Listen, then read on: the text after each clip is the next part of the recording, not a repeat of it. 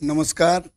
पश्चिमबंग समग्र शिक्षा मिशन विद्यालय शिक्षा विभाग पश्चिमबंग सरकारेर उद्योगे बांगलार शिक्षा क्लासरूमे सकल के स्वागत। आमी डॉक्टर मृत्युंजय चक्रवर्ती एयर स्कूल थेके तोमादेर आज के द्वितीय सेमिस्टारेर अंगीभूत जे तोमरा जानो कर्णभारम जे नाट्यांश तार दानवीर कर्ण एर द्वितीयार्ध तोमादेर आज के आमी पढ़ाबो। चलो महामहनीय मेधावीन तदियं स्वागतम कुर्म। सकल के स्वागत जानाई। आबार आमरा काव्य चर्चा करछि। काव्य चर्चा करते गिये आमादेर प्रथमेई मने पड़े जे मन्मथाचार्य काव्य प्रकाश ग्रंथेर काव्य आगेई तोमादेर बोलेछिलाम काव्येर उद्देश्य कि, एबार काव्येर प्रयोजन। এই কাব্যের প্রয়োজনে সেখানে ছটি যে উপাদান সেখানে আমরা পাই। সংস্কৃত শ্লোকটা আগে বলি, তোমরা তারপর সেখান থেকে বুঝতে পারবে যে কাব্যং যশসে অর্থকিতে ব্যবহার বিদে শিবেত রক্ষতয়ে সদ্যঃ পরনির্বৃত্তয়ে কান্তা সমিততয়োপদেশ যুজি। অর্থাৎ কাব্যের হচ্ছে যে যে ছটি যে আমরা পাই প্রয়োজন, সেই প্রয়োজন হচ্ছে যশ। আমরা কাব্যই করতে গেলে যশ পাই। অর্থাৎ এই কালিদাস আদি রবীন্দ্রনাথ ইত্যাদি যারা কবি তারা কি করেছেন, যশ পেয়েছেন। নিশ্চয়ই জানো তোমরা। অর্থ আমরা যুক্ত করতে পারি। আর ব্যবহার জ্ঞান বা আচার জ্ঞান, আমরা কিভাবে আচার করব, কার সঙ্গে আমরা ব্যবহার করব, সেই সব আচার জ্ঞান আমরা কাব্য কবিতা নাটক ইত্যাদি থেকে আমরা পেতে পারি। তারপর হচ্ছে অমঙ্গল নাশ, যে মঙ্গল যেগুলো আছে সেগুলোকে আমাদের নিয়ে আসা।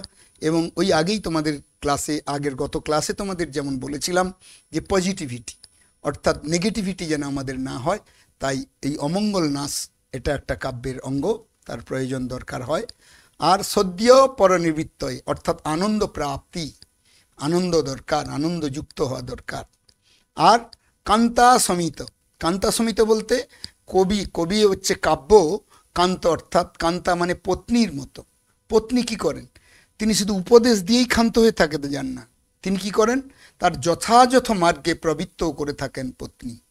অর্থাৎ সেই জন্যে আমরা বলি যে সংস্কৃতে একটা কথা আছে, ন গৃহমিত্যাহু গৃহিণীম গৃহমুচ্যতে। অর্থাৎ মানে স্ত্রী হচ্ছে গৃহ। এই জন্য আমরা বাংলায় দেখি ব্যবহার করি যে ও তুমি সংসার নিয়ে চলে যাচ্ছ, মানে স্ত্রী সঙ্গে যাচ্ছে বলে। যাই হোক, আমরা এই কাব্য পড়তে গেলে আমাদের তিনটি আমাদের হেতু দরকার। এটা যেন ছটা প্রয়োজন, তেমনি কাব্যের হেতু হচ্ছে যে শক্তি আর নিপুণতা এবং অভ্যাস। আগেই তোমাদের বলেছিলাম শ্রবণ মনন নিদিধ্যাসন, যেমন বেদ পাঠ উপনিষদ আদি জ্ঞান আহরণের জন্য আমাদের দরকার হয়, তেমনি এই তিনটে হেতু আমাদের দরকার। কারণ এই তিনটে হেতু যদি না হয়, আমরা কিন্তু তিনটে স্তম্ভ কাব্য করতে গেলে শক্তি নিপুণতা এবং অভ্যাস, এই তিনটে শক্তির দ্বারা আমাদেরকে তৈরি হতে হবে, কাব্যে আমাদের রসাস্বাদন করতে হবে। তার উদাহরণস্বরূপ বলেছেন আলঙ্কারিকরা, আমরা যখন ঘট তৈরি করি, মাটির ঘট তোমরা জানো তো, মাটির ঘট যখন তৈরি করতে হয় সেখানে দণ্ড লাগে, একটা চক্র লাগে, আর কুলালও লাগে। কুলাল শব্দের অর্থ বুঝতে চেয়েছো? কুলাল মানে কুম্ভকার, কুমার, বুঝতে পেরেছ? যে দণ্ড দরকার, চক্র দরকার এবং কুম্ভকারকে দরকার, নাহলে ঘট উৎপন্ন হবে না। অতএব কাব্যের যদি আনন্দ প্রাপ্তি হতে হয় বা আমাদের যদি আনন্দ পেতে হয়, তাহলে আমাদের কিন্তু এই তিনটের উপর আশ্রয় করে আমাদের চলতে হবে, তবেই ছটা প্রয়োজন আমাদের সিদ্ধ হবে। অতএব এই যে ছটা আমরা যে অর্থ, যশ, ব্যবহার জ্ঞান, অমঙ্গল নাশ আর পরনিবৃত্তি, এই যে নিবৃত্তয়ে বা আনন্দ প্রাপ্তি, কান্তা সমিত, এই ছটি প্রকার বা ছটি আমরা যেন আমরা জানতে পারি। তাই এই দানবীর কর্ণে তোমরা জানো যে দানবীর, তিনি দানে বীর হয়েছিলেন, দানবীর। এই দানবীর কর্ণে তিনি কেন, তার কিছু পৌরাণিক কাহিনী তোমাদের কাছে আমি একটু তুলে ধরি। এটার কারণ হচ্ছে যে দানবীর কর্ণে তিনি করেছিলেন কি, আগেই তোমাদের বলেছিলাম অধিরথ এবং রাধের পুত্র, তাকে বড় করে তুলেছেন এবং তাদের পরিচর্যা করেছেন, তার প্রতি এবং মাতৃপিতৃর প্রতি তার প্রগাঢ় শ্রদ্ধা, যে কর্ণের, এগুলো হচ্ছে সত্যি। আমরা চরিত্র থেকে আমরা যেমন জানতে পারি তাদের কথা, অর্থাৎ মহাপুরুষ যারা হয়েছেন বা যারা গুণী, তাদের কাছে এই যে দরকার মহাজনজৈন গতস্য পন্থা, অর্থাৎ আমাদের সেই পথেই আমাদের যেতে হবে। তাই তিনটে জিনিস তোমাদের এখানে আমাদের বলে রাখা ভালো। কর্ণ যখন সুতপুত্র ছিল তোমরা জানো, সেই সুতপুত্রের জন্যে, অর্থাৎ রাধেয় পুত্র বলে সুতপুত্র বলে চারিদিকে যখন তাকে বলা হয়েছিল, তখন প্রথমেই তোমরা জানো যখন দ্রৌপদীর যে স্বয়ম্বর সভা হয়, তখন কিন্তু সেই মহাভারতে কর্ণ কিন্তু উদাত্ত কণ্ঠে বলেছিলেন যে সকলকেই মানে নিজে বলেছিলেন তার দৃঢ়তা, তিনি বলেছিলেন তাকে যখন সুতপুত্র বলে তাকে ত্যাগ করা হয়, যে তিনি যেন ওই গান্ডীব মানে গ্রহণ করতে না পারেন বা স্পর্শ করতে না পারেন, এবং তাকে জানিয়ে দেওয়া হয়েছিল তিনি ছিলেন সুতপুত্র। তখনই তিনি সেই সভার মধ্যে, সেই দ্রুপদ রাজ্যের সভার মধ্যে তিনি বলেছিলেন যে সেই শ্লোক তোমাদের বলছি, এটা সত্যি জীবনের এক অঙ্গ, যে কর্ণ কিভাবে তিনি তৈরি হয়েছিলেন সেই কথা যে বলছে সেখানে, সুত বা সুতপুত্র বা ইয়ো বা কো বা ভবাম্যহম দৈবায়ত্তং কুলি জন্ম মদায়ত্তং হি পৌরুষম, যে আমি সুতই হই, সুতপুত্রই হই, আমি যেই হই, আমার জন্ম দৈবকুলে, আমার জন্ম আমার অধীন নয়, অতএব সেই জন্মকে আমি জন্মে বা জন্ম সেই লাভ করে, অর্থাৎ পিতামাতার পরম কৃপা বলে আমি যে জন্ম বা এই শরীর পেয়েছি, আমি পুরুষাকারে আমি জন্ম করব। এই জন্যে দৈব পৈত্য না যুক্ত করলে পুরুষাকার দৃঢ় হয় না। সেই জন্যে সংস্কৃত একটা শ্লোক আছে, স্বনাম পুরুষো ধন্য পিতৃনামস্তু মধ্যম অধম বংশনামেন শ্বশ্রুনামে ধমাধম। দেখ, এটার আর ব্যাখ্যায় গেলাম না, তোমরা জানো স্বনামে যে ধন্য হয় সে পুরুষ, মহান পুরুষ। সেই কর্ণ হচ্ছে স্বনাম ধন্য পুরুষ, অর্থাৎ নিজের গুণেই, নিজের চেতনায়, নিজের ঔদার্যে এবং নিজের দানের দ্বারা, জ্ঞানের দ্বারা তিনি করেছেন কি, তিনি বীর হয়েছিলেন। বীর মানে তোমরা জানো যে কত উন্নত, যে তার মস্তক, তোমরা কাজী নজরুল বাংলায় পড়েছো, তোমরা জানো, বলো বীর চির উন্নত মম শির, ইত্যাদি ইত্যাদি তোমরা জানো, বাংলায় আছে, পড়েছো। তাই এই সংস্কৃতে যে কর্ণের কথা যেটা বলতে গেছিলাম তোমাদের, যে কর্ণ প্রথম যখন দ্রোণাচার্যের কাছে যায়, সুতপুত্র বলে দ্রোণাচার্য তাকে অস্ত্র মানে শিক্ষা দেননি, তিনি পরবর্তীকালে তখন পরশুরামের কাছে গিয়েছিলেন ব্রহ্মাস্ত্র শিক্ষার জন্য, এবং ব্রহ্মাস্ত্র শিখেও গিয়েছিলেন, গ্রহণও করেছিলেন। কিন্তু পরবর্তীকালে জানতে পেরে পরশুরাম তার কাছ থেকে ওই অভিশাপ দেন যে তুমি এই অস্ত্র জেনেছো ঠিক কথা, কিন্তু প্রয়োগের সময় তুমি ভুলে যাবে। এইভাবে তাকে এই অভিশপ্ত হয়েছিল। তারও পরবর্তীকালে যে সাগর তীরে তিনি অস্ত্র ক্রীড়ায় যখন রত ছিলেন, যে যখন তিনি প্র্যাকটিস করছিলেন, মানে যাকে বলো তোমরা আর কি অভ্যাস, অর্থাৎ সেই অস্ত্র ক্রীড়া যখন তিনি অভ্যাস করছিলেন, তখন সাগরের তীরে এক ব্রাহ্মণের, তার এক ছিল কি যে হোমধেনু, তাকে তিনি বধ করেছিলেন কর্ণ। এই হোমধেনু বধ করার ফলে তখন তিনি করলেন কি, যে অভিশাপ দিলেন সেই ব্রাহ্মণ, যে বলল তোমার যুদ্ধকালে তোমার যে রথ তখন মেদিনী গ্রাস করবে, পৃথিবী তোমার গ্রাস করবে। তা তোমরা জানো সেই কাহিনীতে রয়েছে, যেই যখন যুদ্ধ করতে গিয়ে অর্জুনের সঙ্গে যুদ্ধ করেছিল, তখন তার চাকা যে গ্রাস করে গেছিল, অর্থাৎ মাটিতে মানে একদম গেঁথে গেছিল। অতএব সেই ক্ষেত্রে আমরা সেইখানে আমরা পেয়েছিলাম, অতএব সেই কথা আমরা সেখানে পেয়ে থাকি।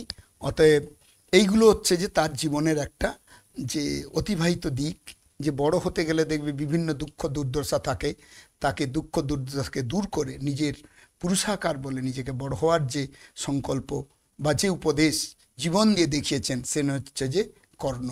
আগেই তোমাদের বলেছিলাম যে বসু সেন নাম, তার অপর নাম মহাভারতে আমরা কর্ণ বলেই জানি। তো যাই হোক, সেই কর্ণের কথা বলতে গিয়েই আমরা সেই দানবীর কর্ণ। প্রথমে আসি সংস্কৃত শব্দ। এবার তোমাদের একটু টেক্সটে না গেলে তো খুব মুশকিল, শুধু কেবল লেকচার মেথড হলেই তো আর হবে না। সেই জন্য তোমাদের সংস্কৃত প্রশ্ন উত্তর পরীক্ষায় পাস করতে হবে। এখন তোমরা জানো যে নাম্বারের যে ক্যাটাগরি তোমরা জানো, 40 নাম্বার তোমাদেরকে দ্বিতীয় যে সেমিস্টারে করতে হবে। সেখানে দেখবে এই যে গদ্য পদ্য এবং নাটক তিনটে থেকে তোমাদের 6 নাম্বার আছে, 2 নাম্বার করে। সেখানে কিন্তু সংস্কৃত লেখা কম্পালসারি, অর্থাৎ সংস্কৃতে ভাষায় তোমাদের উত্তর দিতে হবে। সেই জন্যে তোমাদেরও কয়েকটা এই ক্লাসের অবসরে তোমাদেরকে কয়েকটা প্রশ্ন উত্তরের আমি প্রকাশ করছি, তা তোমরা অভ্যাস করবে বাড়িতে। দানবীর শব্দস্য তাৎপর্য ক, মানে দানবীর শব্দের তাৎপর্য কি? তার উত্তর এরকম হবে, তোমাকে সংস্কৃতে সেইভাবে লিখতে হবে। বীর শব্দস্য অর্থ শ্রেষ্ঠ, মানে বীর শব্দের অর্থ শ্রেষ্ঠ। অতএব দানবীর শব্দস্য অর্থ, অর্থাৎ এবার দানবীর শব্দের অর্থ কি? ইয়ঃ দাত্রীণাং শ্রেষ্ঠ, দাত্রীণাং তয় ডবল রি, দেখেছ দুটো রি মানে দীর্ঘ রি আর কি, ইয়ঃ দাত্রীণাং শ্রেষ্ঠ। এই যে অত্র, তাই কর্ণস্য দানস্য মহিমা বিশেষ রূপেণ উক্তঃ অয়মেব দানবীর শব্দস্য তাৎপর্য। বোঝা গেল? তাহলে এই যে তিনি বীর মানে শ্রেষ্ঠ, অতএব দান বীর শব্দের অর্থ হলো দাতাদের মধ্যে যিনি শ্রেষ্ঠ। অতএব এখানে মানে কর্ণের যে দানের মহিমার কথা বিশেষ রূপে উক্ত হয়েছে, অতএব এই দানবীর শব্দের তাৎপর্য আমরা পরিষ্কার এখানে পেয়েছি। এবার আরও যদি প্রশ্ন থাকে, প্রশ্নে আমরা এগিয়ে যাই, বলি সেখানে আরও প্রশ্ন আছে তোমাদের টেক্সট থেকে যদি আমরা দেখি, সেখানে বলা আছে বঞ্চিত খলু ভবান কং প্রতি এত দুঃখবান, মানে বঞ্চিত খলু ভবান, আপনি বঞ্চিত হয়েছেন। কে বলেছেন এবং কাকে বলেছেন এই উক্তি? তখন তোমরা জানো যে প্রথম যখন ওই তোমার প্রসঙ্গ হলে তোমাদের সুবিধা হবে, সেখানে যখন শক্র তার ব্রাহ্মণ বেশ ধরে তখন তার কবচকুণ্ডল নিয়ে চলে গেলেন, আগে বিষয়বস্তু তোমাদের বলা হয়েছিল গত ক্লাসে, এবং নেয়ার পর তিনি তখন তার শল্যরাজ যে তিনি সারথি ছিলেন, তিনি তখন তাকে বললেন, মহারাজ যে আপনি বঞ্চিত হলেন, ভবান বঞ্চিত হল। তখন বলছে যে, তখন সেই অর্থেই বলছে কে কাকে বলেছিলেন। তখন মহারাজ শল্য, মানে মহারাজ শল্য তাঁর যে সারথি, তিনি কি করেছিলেন, কর্ণং প্রতি এতৎ উক্তবান, অর্থাৎ কর্ণের প্রতি এটি তিনি বলেছিলেন। আরও আমরা যদি প্রশ্নের দিকে যাই, তাহলে আমরা দেখব কস্মাৎ আগতঃ দেবদূতঃ, দেবদূত কোথা থেকে এলো? দেবদূতঃ কস্য সবিধে কিং প্রস্তৌতি। এই যে দুটো প্রশ্ন, তোমাদের দুটো প্রশ্ন কেন করা হয়েছে, দুটো তোমাদের 2 নাম্বার করে দিতে হবে, অতএব এক এক করে যে নাম্বার থাকবে তাই এখানেই ভাগ করে আলাদা করে যাতে প্র্যাকটিস করতে পারো, তাই ক্লাসে তোমাদের জানানো হচ্ছে। তার উত্তরে তুমি বলবে ইন্দ্রস্য অর্থাৎ শক্রস্য যে সকাশাৎ আগতঃ দেবদূতঃ। তখন বলছে ইন্দ্র কি করছেন, যে শক্র অর্থাৎ ইন্দ্র বা শক্রের সকাশাৎ মানে কাছ থেকে তিনি এসছেন, কে? দেবদূত এসছেন। এই যে বলেছে কস্মাৎ আগত, কোথা থেকে এসেছেন, যে ইন্দ্রস্য সকাশাৎ বা ইন্দ্র সকাশাৎ, এও লিখতে পারো যে দেবদূত। তারপর বলছে দেবদূত কস্য সবিধে কিং প্রস্তৌতি, তখন এই জন্য বলছে কি তিনি করেছিলেন।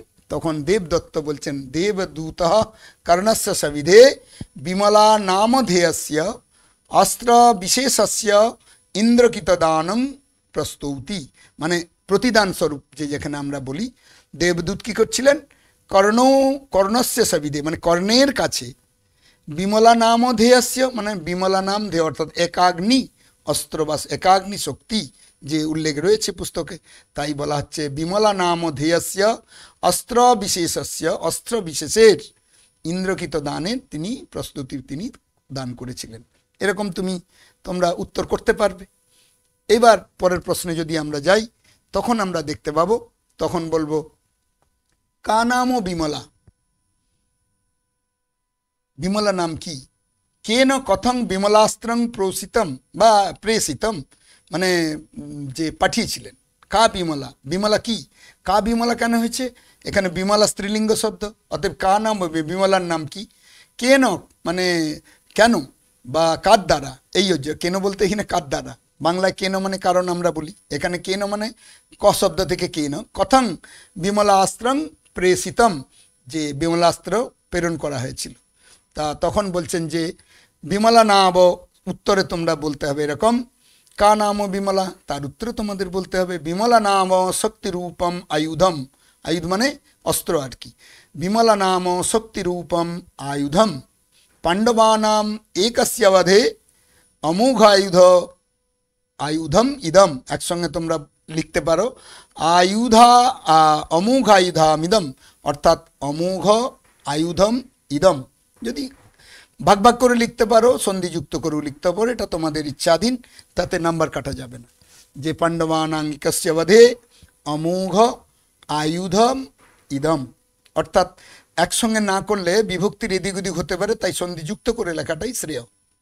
এবার তারপর বলছে কেন কথং বিমলাস্ত্রং প্রেষিতম অনুতাপযুক্তেন, মানে অনুতাপের সহিত। তোমরা জানো শক্র যখন ওই কবচকুণ্ডল নিয়ে গেলেন তখন তার অনুতাপের জন্যে শক্রের দ্বারা বিমলাস্ত্রমিদম, এই বিমলাস্ত্রমিদম দেবদূত হস্তেন কর্ণস্য সবিদে প্রেষিতম। তাহলে কেন কথং বিমলাস্ত্রম প্রেষিতম অনুতাপযুক্তেন শক্রেণ বিমলাস্ত্রমিদম দেবদূত হস্তেন কর্ণস্য সবিদে প্রেষিতম। হলো, বোঝা গেল? তাহলে এই পুরো এই যে এরকম তোমাদের 2 নম্বর পেতে হলে এরমভাবে সুন্দরভাবে তোমাদেরকে লিখতে হবে। আশা করি তোমরা বুঝতে পেরেছো কিভাবে লিখতে হবে। এরকম গদ্যেও লিখতে হবে, পদ্যেও লিখতে হবে এবং নাটকেও লিখতে হবে। এবার ছোট্ট ছোট্ট প্রশ্ন তোমাদের আছে, তোমরা জানো যে কিছু তুমি সংস্কৃতেও লিখতে পারো তোমাদের সুবিধার জন্যে, বাংলায় লিখতে পারো, ইংরেজিতেই লিখতে পারো, যে কোনো ভাষায় তুমি লিখতে পারো। সেই জন্য যে যে ভাষায় যে অনুমোদন আছে উচ্চ মাধ্যমিক শিক্ষা সংসদের, সেখান থেকে তুমি লিখতে পারো। তুমি বাংলায় করছি, আমরা বাংলায় বলি অগ্নিষ্ঠম বলতে কি বোঝো? এই যে তোমরা পড়েছো অগ্নিষ্ঠম, কর্ণ বললেন যে মহত্তরাং ভিক্ষাং যাচে, যখন কর্ণকে বলা হলো গম্ভীর কণ্ঠে নেপথ্য থেকে বলা হলো, তারপরে সামনে এসে ব্রাহ্মণ যখন বলছে মহত্তর ভিক্ষা তুমি দাও, তখন বলতে গিয়েই এক এক করে তিনি বললেন। তোমরা জানো যে তাঁর যা মানে অধিগত আছে, তাই কর্ণ তিনি বলে গেলেন আপনি কি চান। ব্রাহ্মণকে তিনি দয়ালু ছিলেন, ভক্তিমান ছিলেন, সেই জন্যে ব্রাহ্মণের প্রতি তার প্রগাঢ় আস্থা এবং শ্রদ্ধা। তাই সেই প্রগাঢ় আস্থা শ্রদ্ধার ফলস্বরূপ তিনি তখন বললেন আমি সব দিতে পারি। তিনি এক এক করে সব বলতে লাগলেন। তুমি আগের কাহিনীতে দেখেছো, যে বইয়ের মধ্যে দেখেছো, টেক্সটের মধ্যে, সেখানে দেখেছো তাকে বলা হয়েছে যে স্বর্ণযুক্ত, যাদের মাথায় যে স্বর্ণ থাকে এরকম যুক্ত গাভী, এবং তারা অমৃতস্রাবী দুগ্ধ করতে পারে, এরকম গাভী দান করতে পারি। ঘোড়া দান, কম্বোজের যে ঘোড়া, হ্যাঁ কম্বোডিয়ান যে আমরা হর্স বলি, যেটা যে কম্বোজের ঘোড়া হচ্ছে বিখ্যাত, তারা দ্রুতগামী এবং খুব সুচারু সুন্দরভাবে চলতে পারে, অতএব সেই আমরা দিতে পারি। তারপর আমি পর্বতের ন্যায় হস্তি, দৃঢ় হস্তিযুক্ত আমি হস্তি হাতি দিতে পারি, হাজার হাজার হাতি দিতে পারি। বলছে নেচ্ছা আমি করবো। তখন বলছে আমি নেব না, এ আমার দরকার নেই। তখন দুধের কথা বলেছে, এইরকম অমৃতস্রাবী দুগ্ধ যারা করতে পারে, গাভী যারা সুন্দর, তারা তাদেরকে বলতেই তখন বলল না না না, যে মুহূর্তকম পিবা আমি মুহূর্তে এটা পান করতে পারি, মানে এগুলো কিছু নেবেন না উনি। এক এক করে তিনি এক এক করে যখন বলছেন, তখন বলছে আমি পৃথিবী জয় করে অগ্নিষ্ঠমের ফল দিতে পারি। অগ্নিষ্ঠম ফল কি? এবার তোমাদের মধ্যে হয়তো যে আগ্রহ জাগছে অগ্নিষ্ঠম কি, এটা একটা জেনে রাখো। এটা একটা বৈদিক যজ্ঞ, এক ধরনের বৈদিক যজ্ঞ। আগে বেদে বিভিন্ন রকম যজ্ঞ করা হতো, সেই যজ্ঞে কখন কি করা হবে, কার ওপর নির্ভর করে তোমাদের এগিয়ে আসতে হবে, সেগুলো আমাদের জানতে হতো। তাই এই জানার জন্য তোমাদের বলছি, অগ্নিষ্ঠম এক ধরনের বৈদিক যজ্ঞ। এই যজ্ঞ বসন্তকালে শুক্লা একাদশীতে আরম্ভ হয় এবং এটা 5 দিন ধরে চলতে থাকে। এই 5 দিন ধরে চলতে থাকার পর পূর্ণিমাতে এর হচ্ছে যে শেষ হয়। এবং এই যজ্ঞের জন্যে 16 জন ঋত্বিক লাগে, এবং 16 জন ঋত্বিকরা এই যজ্ঞ করে থাকেন। এবং এই যজ্ঞের যে সম্পন্ন হওয়ার পর যজ্ঞের যে পুণ্য ফল, তাতে কি হয়, স্বর্গলাভ হয়। আমরা স্বর্গলাভের জন্যে বলি, যজ্ঞ করতে গেলে আমরা বলি অক্ষয় স্বর্গলাভ ইত্যাদি কামও। এই জন্যেই আমরা স্বর্গলাভের জন্যেই যশ যে জন্যে বা যুক্ত হওয়ার জন্যে স্বর্গতে আমরা যে অভিবাসন এবং থাকার জন্যে যে আমাদের দরকার, সেই স্বর্গলাভ আমরা করতে থাকি। তাই কর্ণ কি করছেন, ব্রাহ্মণবেশী চক্রকে এইরূপ যজ্ঞের পুণ্যফল দান করতে তিনি চেয়েছিলেন। এত দূর, অর্থাৎ তিনি বীর, সমস্ত জয় করে দিতে পারেন। আবার তিনি নৈষ্ঠিকও ছিলেন, এই যজ্ঞের দ্বারা নিষ্ঠার সহিত যজ্ঞ তিনি করতে চেয়েছিলেন। অর্থাৎ তোমরা জানো, পরবর্তীকালে আমি বলবো যজ্ঞের কথা, যে কি করতে গেলে আমাদের কেন লাগে, যে কর্ণের যে গুণগুলো রয়েছে, সেগুলোর যখন আমরা কর্ণের চরিত্র নিয়ে যখন আলোচনা করব, তখন আমরা এগুলো নিয়ে বিশেষ আলোচনা করব। তাই অগ্নিষ্ঠম যে কেন কি যজ্ঞ, এটা সম্বন্ধে তোমরা জানতে পারলে। বইয়ের কিছু অংশ তোমাদের দেখলাম, কিছু কিছু পাঠ আমি তোমাদের সব তো সম্পূর্ণ সম্ভব নয়, তোমরা পড়েছো, তাই কিছু কিছু জায়গা আমি সুন্দর করে তোমাদেরকে পরিষ্কার করার জন্যে আমি বলছি। এই যে পাক শাসন, এই যে পাকশাসনও তোমরা পড়েছো, পাকশাসন কাকে বলা হয়? আমরা জানি পুরাণের কাহিনীতে, পুরাণে এরকম যে উল্লেখ রয়েছে যে সেখানে ত্রষ্টার এক পুত্র, একজন ছিলেন বৃত্তাসুর আর অপরজন ছিলেন পাকাসুর। তাহলে ত্রষ্টার কয় পুত্র ছিল? দুই পুত্র ছিল, একজন হচ্ছে বৃত্তাসুর, অপরটি ছিল পাকাসুর। এই পাকাসুর তিনি খুব ভীষণ রকম অত্যাচারী ছিলেন। দেবরাজ ইন্দ্র পাকাসুরকে তখন কি করলেন? দেবরাজ ছাড়া তখন ইন্দ্র তিনি দমন করবেন, দেবতাদের রাজা ইন্দ্র, তিনি তখন ওই বৃত্তাসুরের যে ভাই অর্থাৎ সহোদর সেই পাকাসুরকে তিনি শাসন করলেন, এবং শুধু শাসন নয়, পরে বধও করলেন অত্যাচারী হাত থেকে। তোমরা জানো গীতাতে বলা আছে, পরিত্রাণায় সাধুনাং বিনাশায় চ দুষ্কৃতাং ধর্ম সংস্থাপনার্থায় সম্ভবামি যুগে যুগে। অর্থাৎ তিনি যুগে যুগে যেমন অবতীর্ণ হতে পারেন, তেমনি যোদ্ধারা সেই বলস্বরূপ সেই অধর্মের, ক্ষত্রিয়ের কাজ তো অধর্মকে নষ্ট করা, অর্থাৎ সুষ্ঠুভাবে রাজ্য পরিচালনা করার জন্য তাদের প্রজারঞ্জক রাজা হতে গেলে প্রজাদের যেগুলো গণ্ডগোলগুলোকে তাদেরকে দূরীভূত করতে হবে। তাই ইন্দ্র, দেবতাদের রাজা ইন্দ্র, তিনি দমন করলেন, পাকাসুরকে শাসন করলেন এবং বধও করলেন। সেই জন্যে এর নাম, মানে ইন্দ্রের অপর নাম হয়ে গেল পাকশাসন। বোঝা গেল? এবার পাকশাসনের নাম কেন তোমাদের মধ্যে এসছে, এইরূপ আমরা জানতে পারলাম।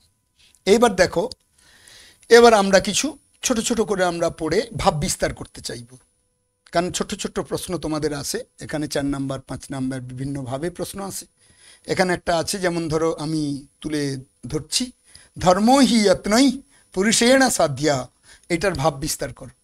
ভাব বিস্তার বলতে যেটা ভাব কবি বা নাট্যকার এই যে ভাব রেখেছেন, তোমরা এটুকুন জেনে রাখো, নাটকের মধ্যে যেমন সংলাপ থাকে, তেমনি সংস্কৃত নাটকে সেগুলো হচ্ছে যে কবিত্ব শক্তি, কবির আকারে, কবি মানে লেখক সেই কি বলবো চরিত্রের মাধ্যমে তিনি প্রকাশ করেন।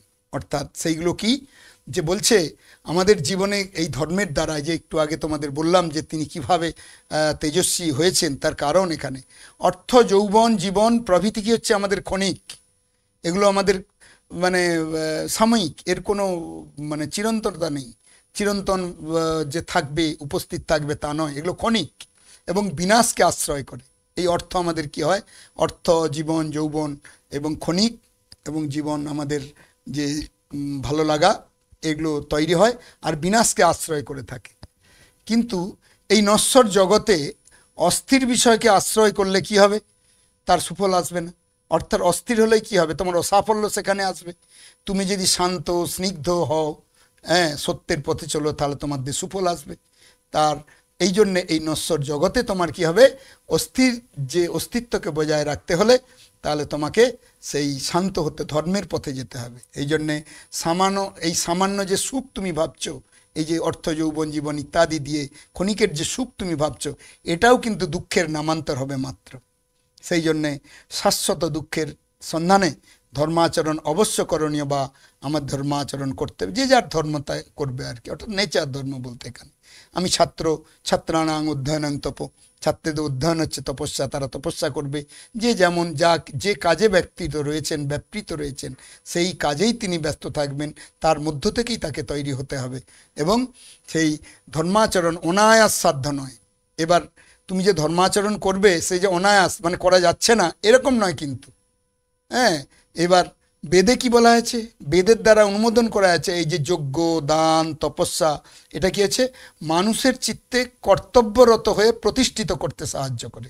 ধরো তোমার মধ্যে যদি এই যজ্ঞ বা দান করার বা তপস্যা করার মানসিকতা থাকে, তাহলে তোমার চিত্তের মধ্যে ওই আগে যেমন বলেছিলাম সচ্চিদ আনন্দের আশ্রয় হবে, এবং তাই কর্তব্যরত হয়ে তুমি প্রতিষ্ঠা পাবে সমাজে তোমাকে ধন্য ধন্য করবে এবং তোমাকেই সকলে অনুসরণ করতে থাকবে। এই ধর্মের যে আচরণ এবং অনায়াস সাধ্য, তার শাশ্বত ফল সকলকে আকৃষ্ট করেছে, এবং আকৃষ্ট করে বলেই এই নাট্যকার আমাদের মধ্যে এগুলো দিয়েছেন।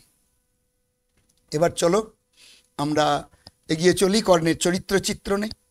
কি আমরা কর্ণকে দেখেছি, তার চরিত্র কীরকম দৃঢ় এবং দৃপ্ত, যে তিনি কীরকম দৃপ্ত পুরুষাকারের মূর্ত বিগ্রহ, তিনি কীরকম দৃপ্ত, কীরকম ওই আগে তোমাদের শ্লোকে যে বললাম, সুত বা সুতপুত্র বা সো বা ইয়ো বা কবাম্যহম দৈবায়ত্তং কুলে জন্ম মদায়ত্তং তু পৌরুষম, যে আমাদের সেই পৌরুষ হচ্ছে আমার নিজের অধীন। এই যে দৃপ্ত বা দৃঢ়তা, এই যে সচেতনতা, নিজের প্রতি বিশ্বাস, আত্মবিশ্বাস তিনি রেখেছেন, এটা তার একটা গুণ। এবং তিনি ছিলেন অঙ্গরাজের রাজা, তিনি প্রজানুরঞ্জক। রাজার আরেকটা গুণ হওয়া দরকার, প্রজানুরঞ্জক। তিনি কি করছেন? প্রজাপালন মাত্র বুদ্ধিয়া হাতেষু দেহেষু গুণা ধরন্তি। বলছে যে প্রজাপালনের জন্যে তিনি কি করছেন? সেই গুণ ধারণ করেছেন, গুণের দ্বারা আকৃষ্ট হয়ে বাকিরা তার প্রতি যে আকৃষ্ট হবেন, সেই গুণের প্রতি তিনি যে জোর দিয়েছেন, সেই গুণ আমরা এখানে উল্লেখ করতে পেরেছি এবং কর্ণের চরিত্রে যা আমরা পেয়েছি। এবং তার ছিল দেব দ্বিজে, তৃতীয় যদি গুণ বলি তার মধ্যে দেব দ্বিজে অগাধ শ্রদ্ধা ভক্তি, এটা তোমরা পেয়েছো। ব্রাহ্মণ বলতেই তিনি তখনই সঙ্গে সঙ্গে ঘুরে তাকিয়েছেন। তোমরা জানো প্রথমের দিকেই যখনই বলছে মহত্তরাং ভিক্ষাং যাচে, নেপথ্য থেকে যখন বলছে যে ভো কর্ণ আকর্ণ, মানে শুনে এরকম করে বলছে না, আকর্ণ অভিনয় তো, আকর্ণ কানে শুনে বলছে, ভো কর্ণ যেই শুনেছে তখন এবার মানে এত গম্ভীর শব্দ, সেখানে ঘোড়াগুলো যারা চলছিল তারা যেন স্থির হয়ে গেল শব্দেতে, এত গম্ভীর শব্দ। এবং সেই শব্দের দ্বারা ব্রাহ্মণের যে দৃঢ়তা, সেই দৃঢ়তার প্রতি তিনি শ্রদ্ধা ভক্তি তার অগাধ, এই জন্যে তিনি যে ব্রাহ্মণের প্রতি অগাধ শ্রদ্ধা দেখিয়েছেন। শুধু তাই নয়, পরবর্তীকালে দেখো যখন তিনি বলেছেন যে দানের জন্য তিনি প্রতিদান, ধিক প্রতিদানের জন্য প্রতিদানের তিনি করেন না, যে অনুমোদন করেন না, তখন কিন্তু সেই দেবদূত বলেছিলেন যে ব্রাহ্মণের আজ্ঞা। তো বলে ব্রাহ্মণের আজ্ঞা, তাহলে আমি নেব, তা তিনি গ্রহণ করেছিলেন। তাই দেব দ্বিজে তার যে প্রগাঢ় ভক্তা মানে শ্রদ্ধা এবং ভক্তি আমরা পাই, এখানে পরিষ্কার আমরা দেখতে পাচ্ছি। তিনি যশোধন। আগে তোমাদের প্রশ্ন যে উল্লেখ করতে গিয়ে তখনও বলেছিলাম যে নশ্বর দেহের যে বিনিময়ে অবিনশ্বর যে যশলাভের যে বিশ্বাস, তিনি সেটা করে দেখিয়েছেন। কর্ণ সেটা করছেন এবং করে দেখিয়েছেন, আমাদেরকে অনুপ্রাণিত করে তোলে। এবং সবচেয়ে তিনি ছিলেন বিনয়ী, নম্রতাযুক্ত। এই বিনয়ের পরাকাষ্ঠা তার মধ্যে রয়েছে। এই গুণ সত্যি খুব বিরল। এত বড় বীর তিনি, এত বীর এবং বিনয়ের সঙ্গে তিনি সমস্ত কিছু কাজ করেছেন। কোনো অধ্যত্বপূর্ণ আচরণ তিনি করেননি বা অবিনয় কিছু তিনি প্রকাশ করেননি। এবং তার সঙ্গে রয়েছে দানশীলতা। এই যে তোমরা দেখেছো, হুতঞ্চ দত্তঞ্চ তথৈব তিষ্ঠতি, অর্থাৎ যা দান করা হয়, যা দেয়া হয়, সে সেইভাবেই থাকে। এই যে আপ্তবাক্যকে তিনি স্মরণ করে তিনি দানশীলতায় তিনি কি করেছিলেন? যে ব্রতী হয়েছিলেন। তাই তার যে এই যে শৌর্য বীর্য, ত্যাগে ব্রতী বা ত্যাগব্রতী হওয়া, মহাবীর থাকা, নির্ভীক সত্যনিষ্ঠা, দয়া দাক্ষিণ্য এবং ঔদার্যের যে আলোক সামান্য সমান আদর্শ তিনি দেখিয়েছেন, এই কর্ণের মধ্যে আমরা দেখতে পাই। তাই কর্ণের চরিত্র আমাদের কাছে সুমহান। এবার নাটকের আমরা এগিয়ে চলি। নাটকের যে নামকরণ যে কোনো পড়তে গেলে তার নামকরণ দরকার, নাহলে সঠিকভাবে জানা যায় না। এবং তার আমরা যদি গবেষণা করে জানতে পারি বা তাদের মধ্যে কিছু দেখতে পাই, আমাদের নির্দিষ্ট নিয়ম রয়েছে নামকরণের। আমরা জানি নামকরণের হচ্ছে যে 4টে স্তরে আমরা নামকরণ করতে পারি। দেখি, আমরা আলোচনা করে দেখি এটা কোন অংশে পড়ে। আমরা বিষয়ভিত্তিক, যে কোনো বিষয় যদি থাকে তার উপর নির্ভর করে সেই যে আলোচ্য বিষয়ের ওপর নামকরণ হয়। আবার নায়কের নাম অনুসারে হতে পারে, যে নায়ক কাজ করছেন তার নায়কের নাম অনুসারে হতে পারে, ব্যঞ্জনাধর্মী হতে পারে, আবার ভৌগোলিক অবস্থান প্রকৃতির কারণে হতে পারে। এই মূল নাটক আমরা যে কর্ণভারম কর্ণস্য কর্ণয় ওয়া ভার ত্বম অধিকৃত কৃতম রূপকম, ভার অর্থে বাংলা তুমি যদি বলো গৌরব আমরা বলতে থাকি। এখানে কর্ণবীর, বীর্যে, শৌর্যে এবং তিনি দানে বীর, এই জন্য দান ও বীর, তিনি দাতা কর্ণ। তাই এই নাটকের সঙ্গে তার কর্ণের যে ছিল শক্তিমান, তেজস্বিতা, দেবদ্বিজে ভক্তি, ব্রাহ্মণ বেশধারী প্রার্থীর যে প্রার্থনায় জীবনের রক্ষা কবচ কুণ্ডল, যা তার সহজাত স্বচ্ছন্দে এগুলোকে প্রার্থীর প্রার্থনা পূরণে জীবন পর্যন্ত উৎসর্গ করলেন। আবার যিনি দানে কর্মে অগ্রণী, অর্থাৎ দানে বীর, এই জন্যে তুমি যদি করো, এখানে সপ্তমী তৎপুরুষ সমাস হয়েছে, দানে বীর সপ্তমী তৎপুরুষ সমাস। এবার তিনি দানবীর, অর্থাৎ তিনি সেই দানবীর।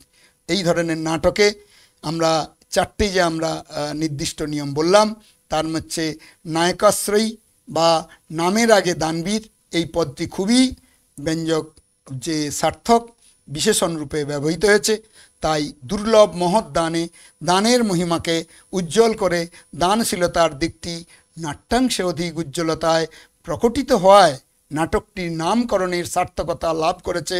সর্বোপরি হুতঞ্চ দত্তঞ্চ তথৈব তিষ্ঠতি, মৃত্যুকে তুচ্ছ করে দানকেই তিনি কি করলেন, যে সেখানে যে বড় করে বলেই তিনি কর্ণদানবীর নাট্যাংশে নামকরণের সামঞ্জস্যপূর্ণ এবং সার্থকতা লাভ করেছে, এটা আমরা এখান থেকে পরিষ্কার দেখতে পেলাম।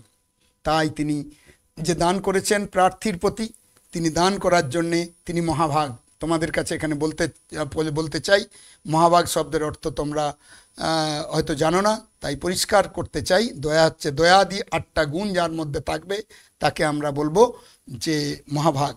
মহাভাগ হচ্ছে এই যে 8টা গুণ, অষ্টগুণ সম্পন্ন যারা হবে।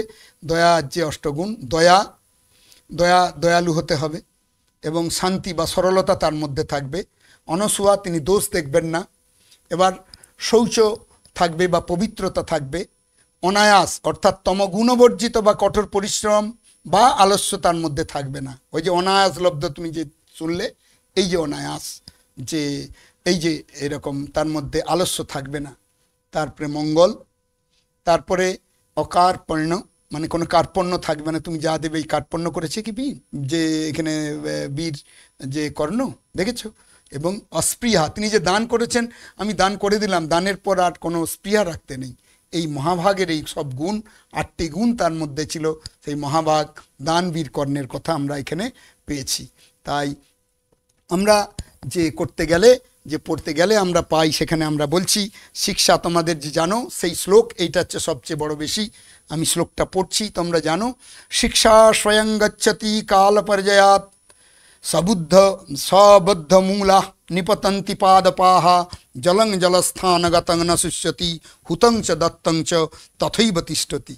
এইখানে কয়েকটা আমি এখানে সন্ধি, কারক এবং সমাস দু একটা আমি শুধু মানে টাচ করে যাব। যেমন তুমি জানো সন্ধি, এখানে তুমি যদি বলো যে বলছে যে ধিকযুক্তম অনুশোচিতম, এটা যদি তোমরা সন্ধি করো, ধিক তারপর হচ্ছে অযুক্তম, যুক্ত অনুশোচিতম, এটা সন্ধি হয়ে গেল।